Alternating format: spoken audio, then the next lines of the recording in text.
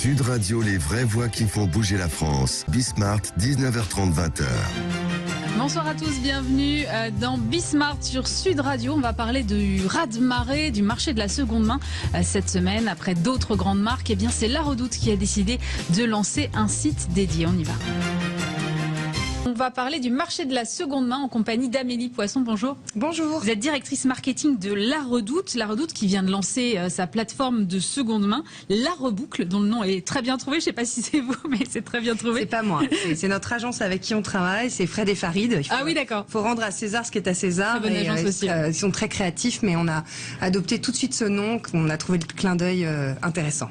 Alors pourquoi vous êtes lancé maintenant sur ce marché de la seconde main? C'est pas votre métier de base à La Redoute. En fait, non, c'est pas notre métier principal.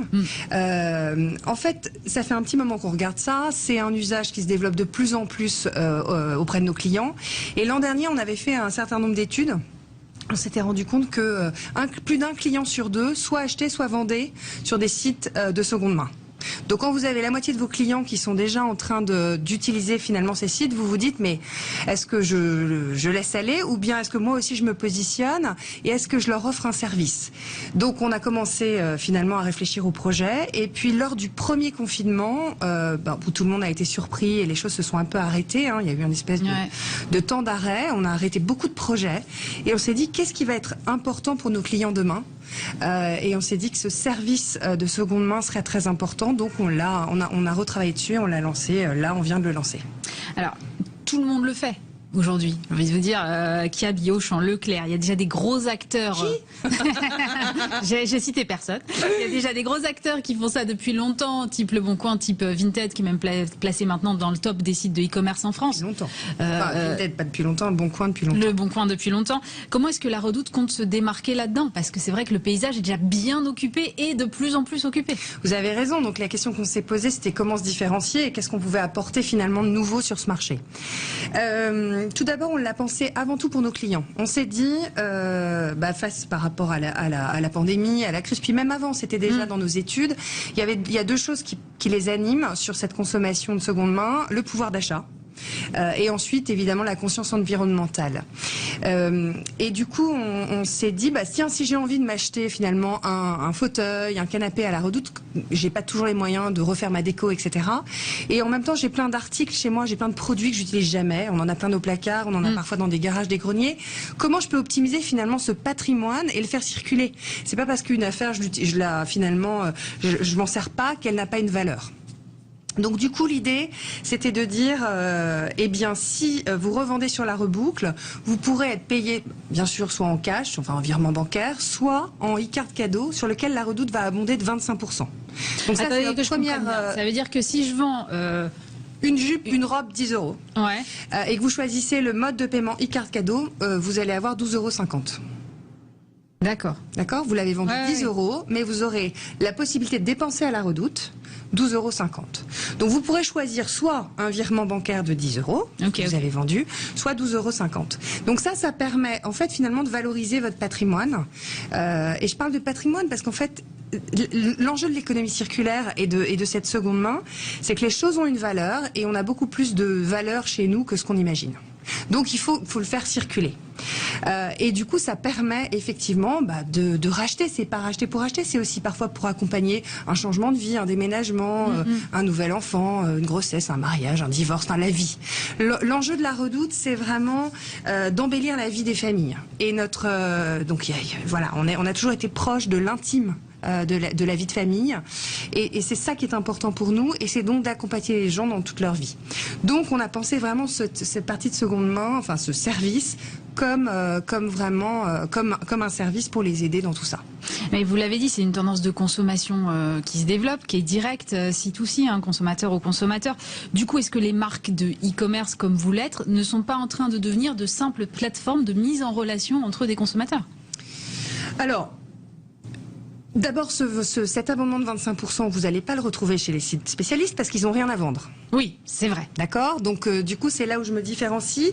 Et par rapport à des marques que vous avez citées, qui sont des marques produits, j'ai la chance, la Redoute, d'être une plateforme, d'avoir une très forte audience et de vendre beaucoup de marques. Donc, par exemple, quand on a conçu le sujet, au début, on s'est dit, bon, alors on va accepter que les produits de la Redoute intérieure, AMPM, la Redoute. Puis on s'est dit, mais non, le client ne pense pas comme ça. Il veut vider un dressing, il veut vendre, il veut pouvoir vendre finalement parfois des produits de marque que je n'ai pas, que je ne vends pas moi à la Redoute. Par exemple, une commode Ikea. Par exemple, une commode Ikea, par exemple un t-shirt H&M ou une robe H&M. Eh bien, très bien, qu'il le vende sur la Redoute. C'est une raison de plus de venir. Ça lui rend ce service-là et il valorise son patrimoine. Et il peut réinvestir et racheter par rapport à ses besoins d'équipement de maison ou d'habillement. Le deuxième chose qui est très important pour nous aujourd'hui, c'est que la Redoute développe énormément l'activité maison. Donc, on a une plateforme sur beaucoup de catégories, mode, maison, beauté, loisirs, jouets, etc. Mais la maison, aussi par notre design interne à Roubaix, sur la Redoute intérieure et sur AMPM, est très important en termes de différenciation. Et finalement, pourquoi je laisserais d'autres revendre des produits AMPM ou la Redoute intérieure ? Parfois, on peut avoir envie pour, je sais pas, un autre projet, pas forcément d'un canapé neuf ou je ne sais quoi. Pourquoi ne pas l'acheter chez nous ?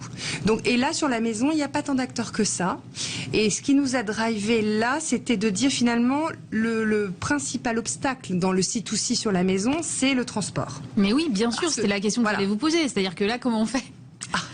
Comment on fait ? Parce que le chronopost, ça marche moyen. Non, ça marche moyen. Donc, c'est vrai qu'on s'est associé à Cocoli, qui est une start-up. Je ne sais pas si vous la connaissez. Vous les connaissez. Pour pouvoir... Mais il faut expliquer quand même, parce que je pense que les téléspectateurs ne connaissent pas forcément. Donc, Cocoli, c'est vraiment finalement du transport de particulier à particulier. C'est un peu comme Blablacar, mais sur du transport. C'est-à-dire, je vais voir ma tante à Lyon et j'habite, je ne sais pas, à Lens. J'ai décidé de partir tel week-end. Je vais proposer, j'ai de la place dans mon coffre, j'ai de la place dans un petit camion, j'ai de la place dans je sais pas quoi, et je propose finalement cette prestation. Et donc du coup, ça va être de particulier à particulier, ou avec des professionnels, quand ils ont fait une livraison, ils retournent, il y a du vide finalement dans le transport, il y a beaucoup de vide dans nos voitures, dans les camions, et ce que je trouve vraiment très intéressant, c'est que finalement, ils optimisent le coût pour le consommateur final, parce que c'est pas du tout le coût d'un transporteur logistique classique. Donc à la fois, il y a bien cette même logique, on partage bien la même philosophie du pouvoir d'achat sur le transport et de la RSE, parce que d'optimiser le transport, ça c'est bien d'un point de vue environnemental. Mais c'est sécurisé quand même, parce que moi je me dis, je sais pas, enfin, je suis pas sûre de confier mon canapé à... Ils ont une note de satisfaction qui est top. Enfin, je veux dire, ils ont plus de 4,5 sur 5, donc vraiment. Ils ont des assurances, tout ça est très bien organisé. Et puis en fait, c'est des nouveaux modes. Et en fait, pour le coup, on les a testés. On connaît pas mal de clients qui l'ont fait. Ils ont déjà fait beaucoup de prestations. Hein. Ils doivent être déjà entre 10 et 20 000 prestations, donc ils en sont pas à 500. Et les gens sont très satisfaits.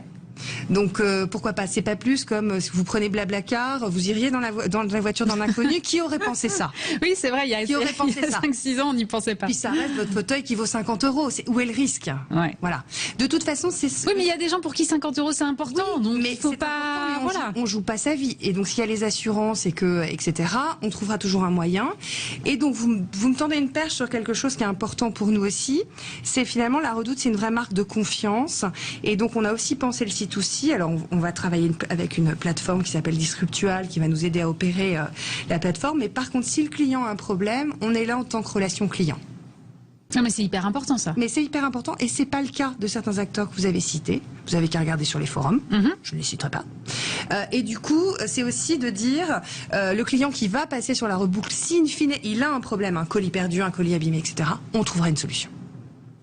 Alors, comment est-ce que c'est accueilli par vos consommateurs? Parce que vous disiez, ça répond à une attente. Vous avez lancé la reboucle il y a quoi? Il y a 2 jours? Il y a 2 jours. Alors, on avait déjà, d'abord, quand on l'a conçu, on a aussi interrogé nos clients. On a un panel de clients, on a un panel communautaire de clients. Il y a 4000 clients à peu près. Donc, c'est pas, voilà. Donc, souvent, on teste des idées, on voit s'il y a de l'appétence ou pas. Donc, on avait testé il y a un moment. On a commencé, en fait, on l'a lancé en interne un petit peu plus tôt pour commencer à avoir des gens qui publiaient sur la plateforme, être sûr que c'était fluide. Les collaborateurs d'abord ont hyper bien joué le jeu. Il y a un enthousiasme en interne qui est assez rare pour un projet, c'est-à-dire que ça intéresse tout le monde.